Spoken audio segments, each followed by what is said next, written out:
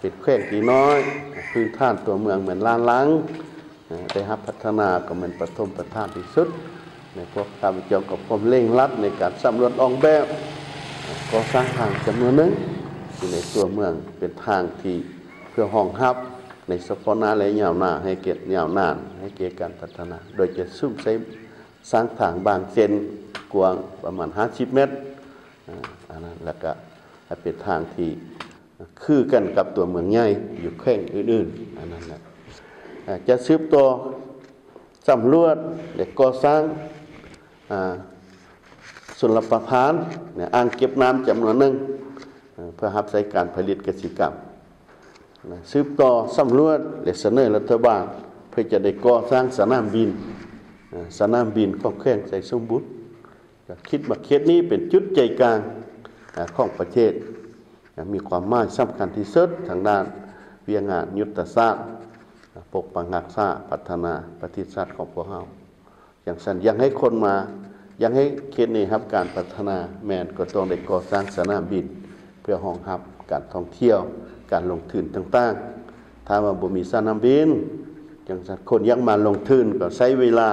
ยาวมันอยู่จุดใจกลางเด้ไปทางตะวันออกก็ไกลตะวันตกก็ไกลไปเหนือไปใต้ก็ไกลอย่างนั้นนะปัจจุบันในเดินทางจากนครหลวงเวียงจันทร์มาฮอดนี่ก็200 กิโลเมตรจังซั่นเฮาสร้างสนามบินแล้วคิดว่าจะสร้างเงื่อนไขให้แก่การค้าการขายการลงทุนการท่องเที่ยวอันนั้นแหละแรงงานเป็นวัตถุโบราณบ่หรือว่าเป็นประวัติศาสตร์บ่ซั่นภูมอกว่าซี่นะลองแจ้งว่าซี่นะก็มีชื่อมีเสียงในสมัยก่อนเราจะพัฒนาในภูมอกน่ะขึ้นอะไรจะพัฒนาภูเบียนี่ขึ้นอะไรขุดค้นมันคืออะไรสร้างเงื่อนไขอะไรให้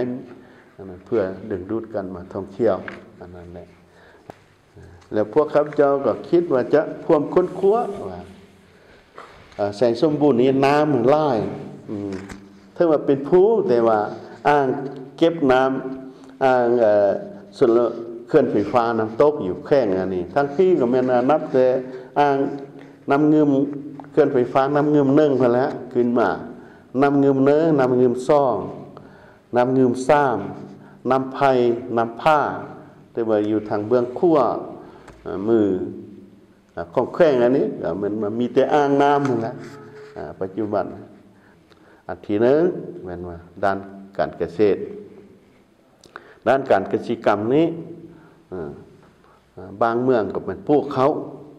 ตัวอย่างเมืองทาทมเมื่อก่อนก็เป็นเมืองที่ปลูกเขาเพื่อเลี้ยงให้แข้งเสียงขว้าง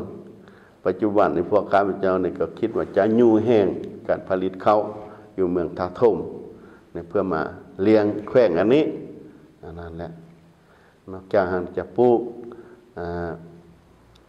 พืชผักตัวอย่างเมืองอนุวงศ์เมืองลองแจงจะสามารถปลูกพืชผักสะอาดอากาศอยู่ในดีดินนี้ก็เหมาะสมดินฟ้าอากาศก็เหมาะสมให้แก่การปลูกพืชผักสะอาดหน้านึงอีกในความตัดสินใจแม่นพวกเฮาจะต้องได้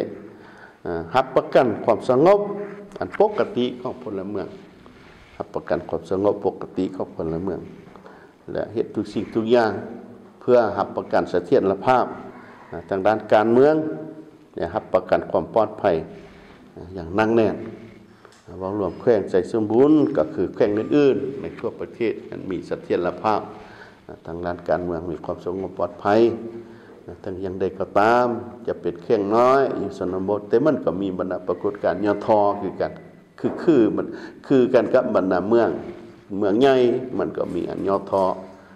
พอมันนะแขวงชนบทมันก็มีอันยทเฉพาะพอมันพอเฮาจะเฮ็ดทุกสิ่งทุกอย่างเพื่อแก้ไขบรรดาปรากฏการณ์ยทต่างๆดังกล่าวโดยเริ่มจากครอบครัวเริ่มจากแต่ละบ้าน